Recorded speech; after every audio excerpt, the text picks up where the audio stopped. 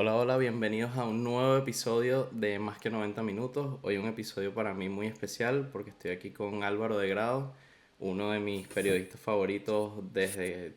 No tengo mucho tiempo, llevo mucho tiempo viendo fútbol y en Twitter no tanto, pero desde que estoy en Twitter te sigo y para mí de verdad es un placer que estés aquí. Leí tu libro y de verdad para mí, como te digo, es un placer que estés aquí conmigo hablando y nada. Joder, te lo agradezco mucho. Es bonito escuchar estas cosas y sentir que hay gente que le gusta tu trabajo. Así que, bueno, muy agradecido, por supuesto. Nada, primero que nada te quería comentar que yo soy muy fan de las historias, o sea, de los sitios que tienen historias, de los, de las anécdotas, y creo que por eso conecté tanto con el tipo de periodismo que haces tú, porque creo que eso es lo Ujú. que transmites y sí, lo que has buscado transmitir tanto en el libro como en lo que haces en Twitter y tal. Y de verdad para mí es el hecho de haber leído tus anécdotas en Inglaterra y tal, que de eso, me gustaría hablar más de eso quizá que de fútbol en general, más de ese mundo de anécdotas, de cómo viviste tú esos años en Inglaterra, cómo fue para ti toda esa experiencia. Mira, joder, pues me gusta que digas eso porque yo siempre defiendo mucho que en los artículos que a mí me llaman la atención o los que me gustan o los que creo que acaban destacando porque se leen más o porque se recuerdan más, es cuando de una cosa muy pequeñita acabas contando una cosa muy grande, ¿no? De Mm, yo lo llamo siempre como que la anécdota alcance el valor de categoría, ¿no? De tema, claro, de foco principal, ¿no? Tirar de una cosa muy pequeñita y a partir de ahí contar la historia grande. Y eso es una dinámica que yo siempre he utilizado en mis artículos, en mis temas o pues una manera de enganchar también a la gente en base a detalles que luego van a recordar y con esa excusa les cuentas todo lo demás, ¿no? Aprovechas esa anécdota para que luego se queden enganchados al resto de la historia. claro. Y a mí me ha servido mucho para contar muchas cosas que quizás si te pones a contarlas de cero, pues dices, pues no son tan interesantes. Pero si te centras primero en la pequeñita y Claro, luego le das ese interés o la conviertes en categoría, la conviertes en tema, la puedes aprovechar como mucho más. claro. Y hablando de esa etapa en Inglaterra, ¿tú sientes que Inglaterra es el lugar perfecto para alguien que le gusta el fútbol? O sea, es algo que tú sientes.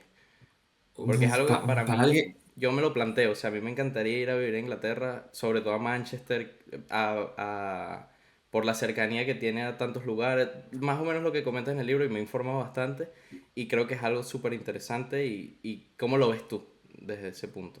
Eh, sí, yo te defiendo eso porque lo he vivido también. Entonces, yo defiendo que Inglaterra tiene una conexión con el fútbol y con sus ciudades y sus pueblos y los clubes de fútbol que es, bueno, yo en España, que es donde he vivido los otros años de mi vida, no creo que sea igual, ¿no? Claro, Porque sí que hay, esto es generalizar mucho, ¿no? Y hay excepciones y hay clubes y clubes, pero en general la capacidad que tienen todas las ciudades inglesas de vincularse con su equipo de fútbol y de generar ahí una comunidad, yo no lo he visto en otro lado.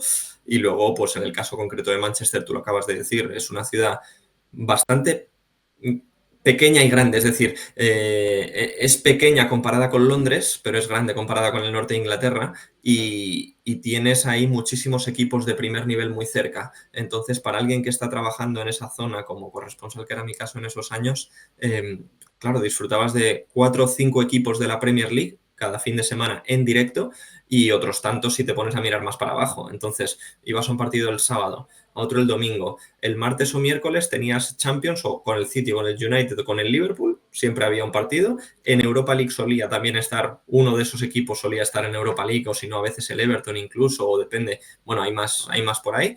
Y luego otra vez el fin de semana volver a empezar. Entonces es poder ver 4 o 5 partidos en directo cada semana, que eso en otros lugares de Inglaterra, bueno, en Londres evidentemente lo tienes, ¿no? Pero en Manchester como, primero, es más económico y segundo, a mí me parecía mucho más guay. Sí, más atractivo para el aficionado del fútbol, pues es como un punto más atractivo que tienes muchas conexiones. A nivel cultural, en Inglaterra supongo que se ve distinto. Yo ahora vivo en España desde hace 2 años y ¿Dónde vives medio ahora? en Valencia.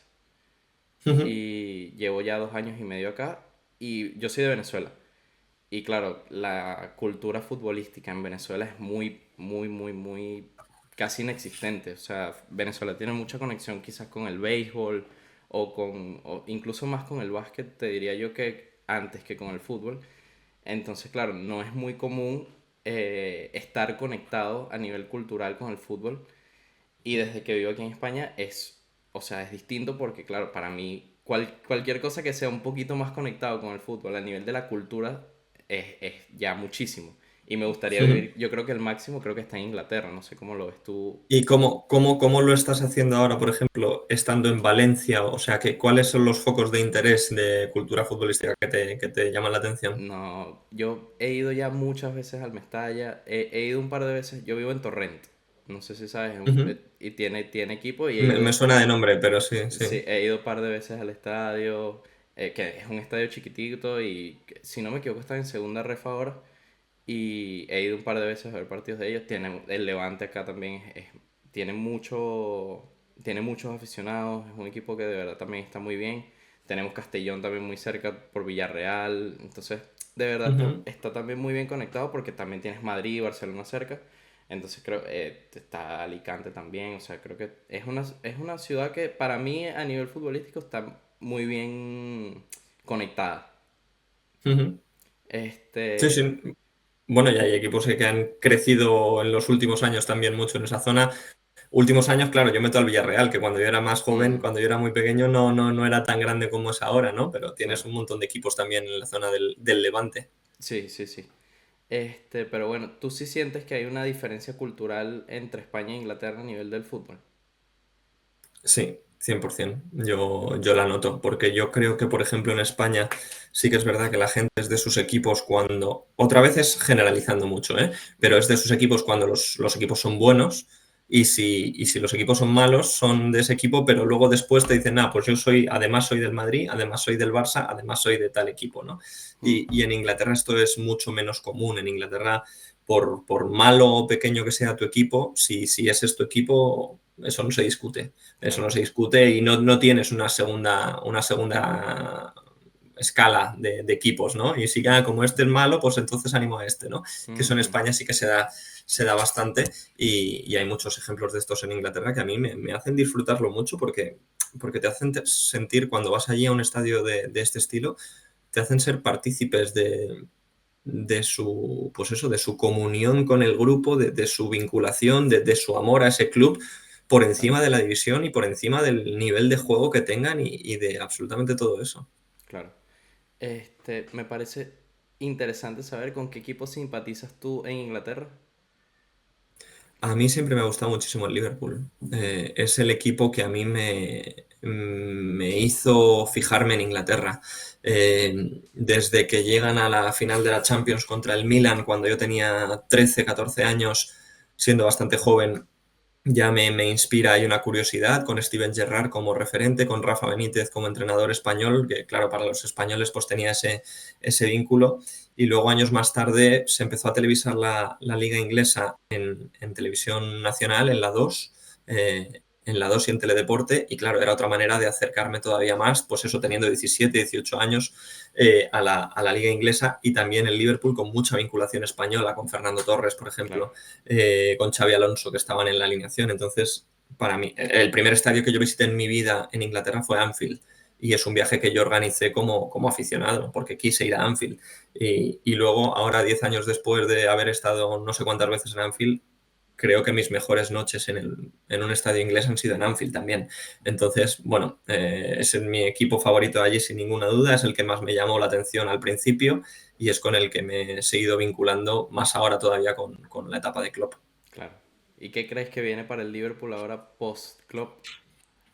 ¿Ves un Pues espero, futuro brillante espero que o no tanto? lo que espero es que no venga una diferencia abismal, porque diferencia abismal solo puede ser hacia abajo, no hacia arriba. O sea, no creo que vaya a ser muchísimo mejor bueno, tengo el miedo de que sea muchísimo peor, sea quien venga, porque va a perder esa conexión que tenía Klopp con el club y con todo. Entonces, bueno, que no sea muchísimo peor y que se mantenga en el nivel que Klopp lo ha dejado, que eso ya me parece que sería un éxito. Estar otra vez siempre en Champions League, peleando prácticamente todos los títulos casi cada año y yo creo que ese es más o menos el nivel que tiene que buscar el Liverpool. Sí, es que creo que ya después de estar tantos años en lo más top, que es en esa etapa de club, que es peleando todos los títulos todos los años, Ujú. que pudieron haber ganado mucho más de no ser por Guardiola y el Por decir City. Madrid. Ajá, correcto. Que al final creo que son los dos mejores equipos del mundo y con una cierta diferencia de los que le siguen. Creo que de verdad es súper interesante ver hacia dónde va a ir este Liverpool ahora que pierde a su figura más importante de los últimos años, bastantes años. Casi, casi de este siglo, o sea, Sí. casi, casi de este siglo, porque ahí está Steven Gerrard también, pero Klopp, Mm. vamos, le dio una vida extra, yo creo, al Liverpool por cómo lo cogió y por dónde lo ha dejado. Y es el legado de Klopp, o sea, el haber devuelto el Liverpool a la máxima competitividad. Claro. ¿Y qué crees que pasará con Klopp? En qué sigue en la carrera de Klopp? Que es un entrenador impresionante, creo que con todo para ser grande a cualquier equipo como lo hizo con el Liverpool. ¿Y qué crees que le sigue en su carrera? Pues yo esta es una cosa que se ha comentado mucho en los últimos días. Yo tengo bastantes dudas que va a seguir con Klopp, porque yo creo que Klopp es un entrenador al que hay que entender. O sea, creo que el idioma es un tema que a Klopp le suma muchísimo, porque tú a Klopp te lo tienes que creer para estar completamente en su barco. Claro. Y para eso creo que te lo tiene que decir él, no te lo tiene que decir un traductor, ¿no? Entonces, por ejemplo, el tema del español en España yo le veo esa limitación, a mí me lo parece, no sé si en algún momento se lo planteará. Hmm. Y luego, pues, por ejemplo, bueno, en la Premier dudo mucho que vaya a otro equipo en algún momento. Y solo queda Alemania o las selecciones, o la selección alemana, o no sé. Yo creo que todavía le quedaría o le debe quedar otra etapa a nivel de clubes. Me gustaría pensar que es así, porque, bueno, porque disfruto mucho con él y porque yo creo que, no sé hasta qué punto el Bayern Múnich puede llegar a ser una opción después de su etapa en el Dortmund, pero Hmm. igual me inclinaría por eso.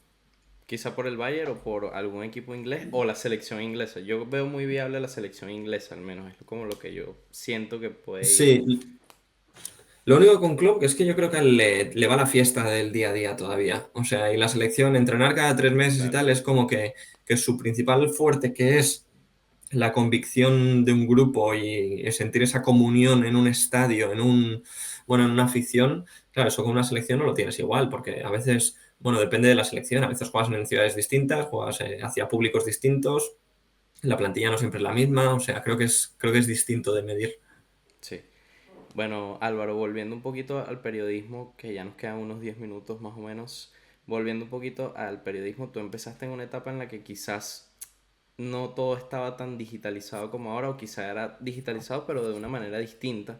Quizás era mucho escribiendo, era tema de artículos. Yo creo que ahora para promocionar tu trabajo tienes que irte por otros medios, bien sea TikTok, Reels o otros medios para dar a conocer lo que haces. Y cómo, o sea, cómo ha sido esa adaptación de un mundo a otro, porque son dos periodismos quizá un poco distintos. ¿Cómo ha sido esa adaptación? ¿Cómo lo has vivido? Estoy muy de acuerdo. Ahora los jóvenes de ahora, no sé cuántos años tienes, eres joven. ¿Cuántos 20, tienes? 20, 21, 20, 21, 21. 21. Eres muy joven. Tú ahora, por ejemplo, yo lo que noto es que tenéis muchísimas opciones. O sea, muchísimas opciones para daros a conocer o para hacer distintas cosas y que os vea gente y que os vea mucha Claro, gente. Porque en cualquiera de las redes sociales puedes viralizar mucho más fácil de lo que se hacía hace 15 años, que es cuando empecé yo a escribir. Entonces, eso es una facilidad que tenéis y que es una dificultad. O sea, yo en mi momento lo que se hacía era crearte un blog. Un blog era una página web donde tú escribías tus cosas y luego compartías ese contenido o en otros blogs que tú leías o directamente en redes sociales que estaba, por ejemplo, naciendo Twitter en esos años, estaban naciendo y tú claro. dejabas por ahí y decías, mira, he escrito esto, a ver si te interesa, no sé qué, ¡pum! Y lo ponías.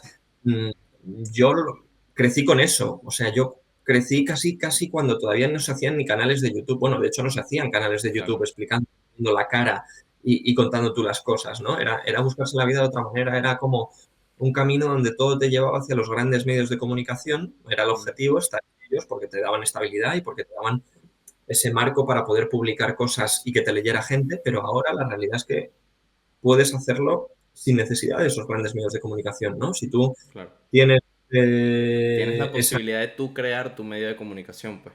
Sí, y tú contar lo que tú quieres y que te siga leyendo y viendo o escuchando muchísima gente, ¿no? En un Claro. podcast o en vídeos, como dices, en varias redes sociales, que además se potencian muchísimo los vídeos. Ahora que todo se consume mucho más rápido y mucho más corto, si eres bueno editando o contando historias, es que es un cañón, algo como TikTok o como los Reels de Instagram, porque llegas a muchísima más gente de la que llegábamos antes, estoy convencido, muchísimo más rápido. Claro. A mí me ha costado, ¿eh? Porque a mí lo que mejor se me da, me lo decías antes, a mí me ha costado, a mí lo que mejor se me da es escribir, o creo que lo que mejor se me da es escribir, y bueno, también con el paso de los años he tenido que aprender a estar un poco más en cámara, a hablar, a manejar Claro. el discurso hablado delante de una cámara y el saber explicarte cuando estás hablando con alguien. En temas de edición en redes sociales, por ejemplo, yo he hecho muy pocas cosas. O sea, ahora mismo cualquiera de tu edad o de tu generación va a hacer estas cosas mejor que yo y tengo que o aprender o a saber manejarlo como mínimo o a mostrar interés para no ser el día de mañana un abuelo inútil Ujú. que no se ha sabido adaptar, ¿sabes? A las nuevas tecnologías o a las nuevas redes sociales que vayan surgiendo, porque ahora estamos con TikTok y con Instagram, pero es que Twitter empezaba a nacer cuando yo empezaba a trabajar, entonces el Claro. día de igual en 15 años, alguna de estas ya no existe. Sí, sí, y que es que todo ahora es como muy fácil de consumir, entonces pasa muy rápido las cosas y creo que la clave está en quizás crear muchísimo contenido, estar siempre detrás de crear un contenido que le genere algo a la gente, que le Sí, aporte tiene un algo. poquito de valor añadido, eso es, que, Ujú. que- que- que sea curioso o que te enseñe de algún modo, Sí, que te deje esa chispita, esa semillita dentro, que digas, mira, esto me ha gustado de este porque me ha contado esta cosa de esta manera, ¿sabes? Y que recuerde que eres tú el que se lo has contado. Y correcto. entonces ahí es cuando ya la gente empieza a decir, mira, pues este chico cuenta las cosas muy bien porque esta vez lo hizo de esta manera, tal, ¿sabes? El intentar conseguir ese sello personal Ujú. que se va creando cada uno Sí, con el crear paso tu de los años. marca, ir creando tu Que son, marca. sí, eso no depende de un vídeo, eso depende de una constancia y de ir Exacto. repitiendo el proceso durante un tiempo. Sí, es así. A nivel personal, ¿te gusta más el tema de escribir o te gusta también el tema de crear contenido? Sí, ¿Por cuál te bueno, vas tú a nivel personal? yo a nivel personal me tengo que ir a escribir claramente, porque es que la cercanía que se genera cuando tú le estás contando escrito a alguien algo, pues mola mucho más. Eso en redes a veces no pasa. Se pierde, ¿Eh? quizás se pierde un poco. A veces se pierde porque tú no sabes quién te está viendo, pero cuando alguien le dedica un tiempo a leer un artículo tuyo, se está centrando única y exclusivamente en ese artículo tuyo. Claro, Y a veces en redes da contigo de pura casualidad y ya está, pero cuando tú escribes y hay alguien que te quiere leer, hay ahí unos minutos de claro, de de conexión conexión. total de Ujú. este tío está interesado en mí, ¿sabes? Claro, Y eso es muy guay. Ahí es cuando escribes tú y implicas al lector, pues me gusta mucho y me gusta explotar ese rato, ¿sabes? En el que alguien tiene mi atención. claro, sí, porque al final en redes es lo que tú dices, puedes caer de casualidad en un video tuyo o no está directamente con el interés de ver algo tuyo, sino que está en la red social. En Y cambio, tienes que con... prestar su atención. Y puede que sea así o puede que no sea, Claro. ¿sabes? Sí, sí, sí, lo entiendo. Ya un poquito para despedir porque se nos acaba el tiempo. Eh, 5 estadios de Inglaterra que tú sientas que todos tienen que visitar, a todas las personas que les guste el fútbol, pues. A ver, vamos a tirar por clásicos que son indispensables. Uno es Anfield, Ok, otro es Villa Park, el estadio del Aston Villa, otro es Craven Cottage del Fulham. Yo te diría que Old Trafford, mientras siga existiendo, que no sabemos si va a durar mucho o no, de momento sí, ok, seguro Old Trafford. Y mira, por decirte alguno bueno, de fútbol británico te voy a decir en general, que es el estadio del Celtic. El estadio del Celtic de Paradise es Celtic Park, es impresionante, impresionante el ambiente que hay ahí dentro, es brutal. Y el otro, el del Rangers, te lo diría también, ahí te digo 6. En el del Celtic estuviste ahí cubriendo la Champions, si no me equivoco. Sí, y es una de mis experiencias más espectaculares dentro de un estadio. O sea, aquel día, el ambiente de aquel día lo tengo muy arriba en mi lista de noches especiales en un estadio, sin ninguna duda. O sea, La, escuchar el himno de la Champions y que la gente lo celebre claro. fue una cosa brutal. El top uno ahí, ¿cuál sería de noches históricas? Liverpool 4, Barcelona 0 en Me lo Anfield. imagino, me lo imagino. Además lo celebré porque yo apoyo al Madrid desde muy pequeño y es Sí. una de las cosas que tengo en mi mente como de mis recuerdos favoritos. Además de todos los triunfos del Madrid, esa fue una noche para mí histórica, Es, pues. Fue increíble a nivel de ambiente, porque fue un ambiente prolongado durante más de 90 minutos, ¿no? Y fue antes del partido incluso, que yo Se recuerdo que sentía. Salah, que no jugó ese partido, Salah Ujú, apareció con una camiseta de Never Give Up, ujú. en ese momento los gritos, todo, fue un ambiente de remontada que duró mucho tiempo, más que el partido. Increíble. Y luego el resultado, claro, y cómo sucedió y todo. Claro, sí, es que supongo, me puedo imaginar cómo estaba la ciudad esa noche, el ambiente, todo debe haber sido Mm. increíble. Pero bueno, Álvaro, creo que ya te tienes que ir, ya tenemos que ir dejándolo por aquí.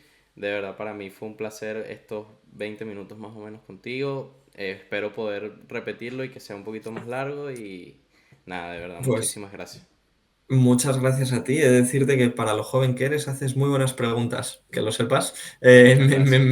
Me gusta cómo lo enfocas, así que bueno, tienes muchos años por delante, vas a crecer seguro y ya irás encontrando tu camino, pero yo te lo agradezco muchísimo este rato.